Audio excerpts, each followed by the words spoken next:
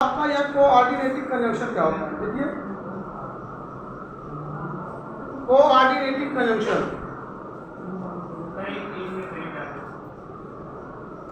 Coordinating conjunction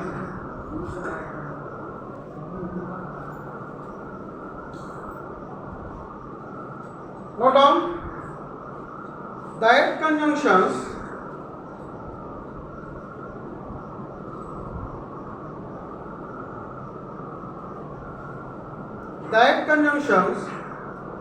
which join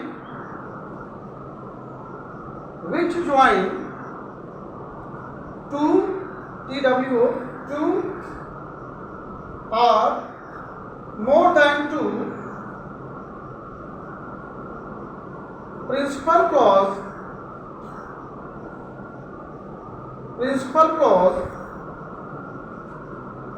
comma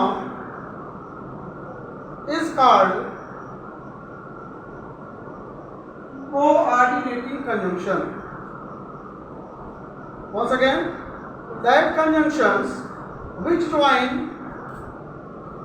two or more than two principal clause is called coordinating conjunction. तो हमको क्या समझ में आया कि कोऑर्डिनेटिंग कंजंक्शन में दो या दो से अधिक प्रिंसिपल क्लॉज पाए जाते हैं। प्रिंसिपल क्लॉज पाए जाते हैं। तो जब प्रिंसिपल क्लॉज को ही हम इंडिपेंडेंट क्लॉज भी बोलते हैं। इंडिपेंडेंट क्लॉज भी बोलते हैं। इंडिपेंडेंट क्लॉज या प्रिंसिपल क्लॉज उसे कहते हैं जो अपनी बात को कहने के लिए या अपने अर्थ को देने के लिए किसी दूसरे क्लॉज पर आश्रित न हो। ऐसे ही क्लॉज को हम प्रिंसिपल क्लॉज या इंडिपेंडेंट क्लॉज कहते हैं। ठीक है, पहला है आपका कोऑर्डिनेटिंग कंजंक्शन के अंतर्गत पहला आपका है कॉम्पलेटिव कंजंक्शन। कॉम्पलेटिव कंजंक्शन को कहते हैं जोड़ बताने वाले। अच्छा, जोड़ बताने वाले का मतलब ये होता है कि ऐसे कंजंक्शन जो हमेशा जोड़ बताते हैं, मतलब दोनों को जोड़ने का काम करते हैं। जोड़ बताने वाले का मतलब होता है जो जोड़ने का काम करते हैं। बात क्लियर है? जो जोड़ने का काम करे वही जोड़ बताने वाले कंजंक्शन कहलाते हैं। क्लियर है बात? ठीक, पहले आता है आपका आइंड। आइंड क्या होता है? आइंड हमेशा जोड़ने का काम करता है। दो नाउन, दो प्रोनाउन, दो ऑब्जेक्ट, दो स्थान, इन सबको क्या करता है? जोड़ने का काम करता है। जैसे Ram and Shyam went to school। ठीक है। अच्छा, एक चीज और हमेशा ध्यान रखिएगा, आइंड जो होता है दो वस्तु, दो व्यक्ति, दो स्थान की गणना करता है तो हमेशा दो हो जाता है। यानी मतलब 1 + 1 = कितने हुए? 2। तो जो दो होते हैं एंड का मतलब प्लस हो गया और दोनों नाउन एक एक करके आपका दो हो गया। और जो चीजें दो होती हैं वो क्या होता है? प्लूरल होता है, बहुवचन होता है। ठीक है, इसलिए जब भी एंड के साथ कोई भी वर्ब आएगा, कोई भी पोसेशन आएगा, कोई भी रिफ्लेक्सिव प्रोनाउन आएगा, वो सब क्या होंगे? वो सब बहुवचन में होंगे, सब प्लूरल में होंगे। ये चीज हमेशा ध्यान रखें। और एग्जाम में आपको जैसे एंड लगा है, राम के अनुसार हिज दे देगा, हिज, राम के अनुसार इज दे देगा, हैज दे देगा, वाज दे देगा। लेकिन आपको बहुत केयरफुल रहना है, बी केयरफुल। तो क्या करना आपको? यहाँ पर एक एक मिनट के दो का काम कर रहे हैं, जिसमें जो कुछ भी होगा वो आपका क्या होगा? इन प्लूरल होगा। माइंडेड? ठीक। नेक्स्ट है as well as. As well as का प्रयोग भी होता है एंड की बात, लेकिन इसमें जो होता है ना आपका helping verb, possession, reflexive pronoun सबको केयरफुली लगाना है। कैसे? यही सेंटेंस बना देता हूं, Ram as well as Shyam, Ram as well as Shyam is going to school, is going to school. अब यहां पर आप पूछ सकते हैं क्या इज सही है? इज सही है, यहां पर इज सही है। क्यों? क्योंकि एज वेल एज में जो लेफ्ट वाला नाउन होगा, एज वेल एज में जो लेफ्ट वाला नाउन होगा उसके अकॉर्डिंग आपका वर्ब, उसके अकॉर्डिंग आपका पोसेशन, उसके अकॉर्डिंग आपका रिफ्लेक्सिव प्रोनाउन लगे। ये चीज हमेशा ध्यान रखें, ठीक है? क्यों? क्योंकि एज वेल एज का मतलब होता है साथ, एज वेल एज का मतलब होता है साथ। क्यों? राम तो जा रहा है लेकिन साथ में आ रहा है, इसकी कोई गणना नहीं है। मेन बात किसकी हो रही है? राम की। तो राम के अकॉर्डिंग जो है आपका वर्ब, रिफ्लेक्सिव और पोसेशन लगेगा। ध्यान है, अगर जब प्लूरल होता, बहुवचन होता तो सब कुछ बहुवचन हो जाता। तो यहाँ पर आपको देखना है, एज वेल एज में लेफ्ट साइड देखना है, लेफ्ट साइड सिंगुलर है तो सारी चीजें क्या हो जाएगी? सिंगुलर। अगर आपका प्लूरल है तो सब कुछ क्या हो जाएगी? प्लूरल। समझ में आया? चलिए नेक्स्ट देखिए, बोथ एंड। बोथ एंड का भी प्रयोग इसी प्रकार से होता है जिस प्रकार से ऊपर आपने प्रयोग किया है। जैसे बोथ, बोथ राम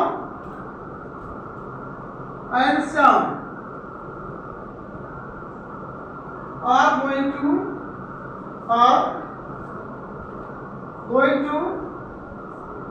school। अब यहां पर देखिए, यहां एंड है, बोथ मतलब होता है साथ साथ, एंड मतलब तो ये दोनों जो है ना, दोनों की गणना कर रहा है। यहां पर बोथ एंड में दोनों की गणना हो रही है, और जब दोनों की गणना होना तो वहां पर हमारा सब कुछ क्या हो जाएगा? बहुवचन हो जाएगा, सब कुछ प्लूरल हो जाएगा। वर्ब, पोसेशन, रिफ्लेक्सिव सब कुछ क्या हो जाएगा? बहुवचन हो जाएगा। तो ये चीज आपको ध्यान रखना है, बोथ एंड में प्लूरल होगा एकदम, किसकी बात? एंड की बात, ठीक है? लेकिन एज वेल एज में ऐसा नहीं होगा। एज वेल एज में आपको लेफ्ट साइड वाला देखना है, कौन सा नाउन प्रोनाउन है, उसके अकॉर्डिंग आपको जो है सिंगुलर या प्लूरल में सब कुछ बनाना होगा। बात क्लियर है? इसके बाद है आपका not only but also. It is very important. Always you be careful by about this word when you are using this word in your sentence. एकदम आपको केयरफुल होना पड़ेगा, क्योंकि always you find in your competitive examination and also in your intermediate examination. Okay ना? देखिए कैसे,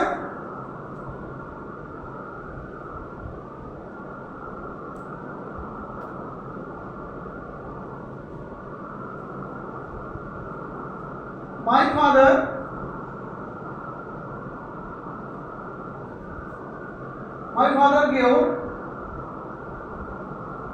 not only some rupees but also some good advices.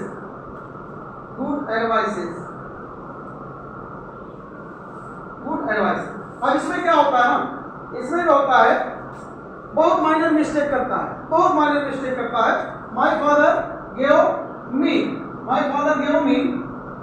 Not only some rupees but also. यहाँ but जो है ना गायब कर देता है, यहाँ बट को रिन्यू कर देता है। और जब आप सेंटेंस को पढ़ते हैं तो आपको सेंटेंस अच्छा लगता है कि my father gave me not only some rupees also some good advices.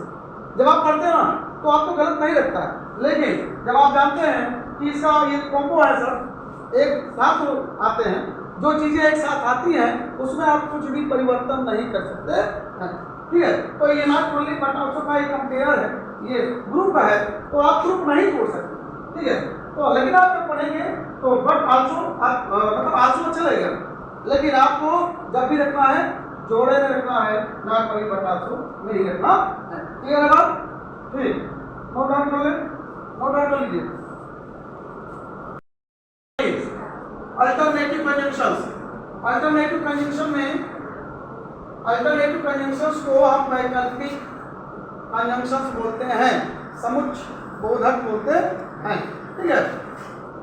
इसमें अल्टरनेटिव कंजंक्शंस में आपका इधर और नीदर नॉट, वही जो आप करते हैं इधर या नाइदर नॉट, इसको शुद्ध बोला जाता है इधर और या नीदर नॉट और अदरवाइज। ये ऐसे कंजंक्शंस हैं जो वैकल्पिक तौर पर प्रोनाउन वस्तु व्यक्ति स्थान को जोड़ने का काम करते हैं।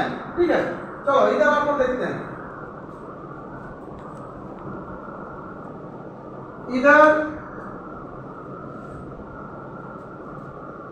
मोहन और Sohan has stolen my pen. Has stolen my pen. Either Mohan or Sohan has stolen my pen. यहाँ पर आपको विकल्प दिया जा रहा है। यहाँ पर विकल्प दिया जा रहा है कि दो लड़के हैं मोहन या सोहन, और उन्हीं दोनों बच्चों में से किसी ने मेरा पेन चुराया है। यहाँ पर मामला फिक्स नहीं है किसी ने चुराया, लेकिन संदेह हमको दो बच्चों पर है, इसलिए विकल्प के तौर पर दोनों बच्चों का नाम लिया जा रहा है। या तो मोहन या तो सोहन ने मेरे पेन को चुराया है। अच्छा, एक चीज हमेशा याद रखना कि कभी भी वर्ब, पोसेशन और रिफ्लेक्सिव, वर्ब, पोसेशन और रिफ्लेक्सिव आर के बाद होगा। आर के बाद अगर आपका नाउन सिंगुलर है तो वर्ब भी सिंगुलर होगा, और आर के बाद अगर नाउन प्लूरल है तो आपका वर्ब भी प्लूरल। क्लियर है? Got it? तो आगे देखो, नीदरलैंड इसी बना देते हैं। नीदर मोहन नॉर सोहन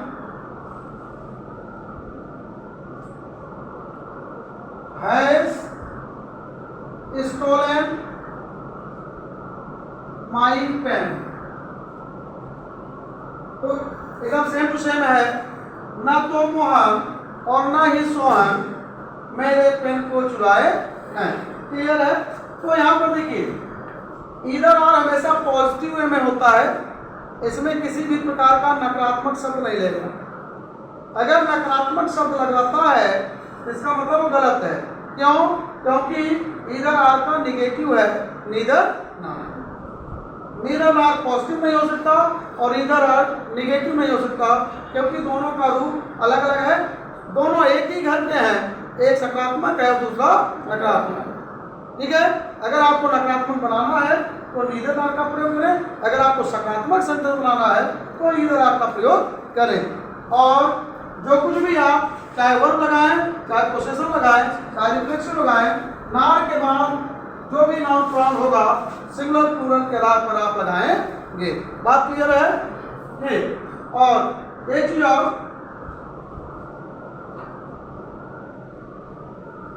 हाँ बस इतना ही है।